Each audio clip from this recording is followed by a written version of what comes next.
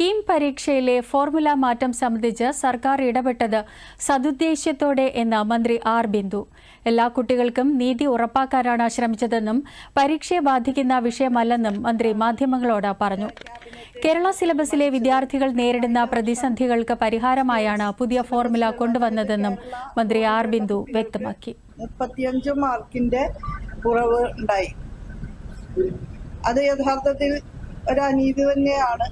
അതായത് കീം പരീക്ഷയിൽ full mark score ചെയ്താലും 35 മാർക്ക് കുറവാകുന്ന ഒരു സ്ഥിതിയുണ്ട്.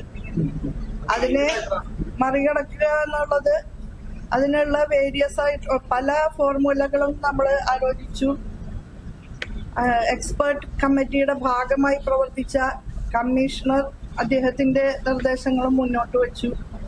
ഇതെല്ലാം പരിഗണിച്ചുകൊണ്ടാണ് ശാസ്ത്രീയം എന്ന് പറയാവുന്ന ഒരു ഫോർമുലയെ അവലംബിച്ചത്.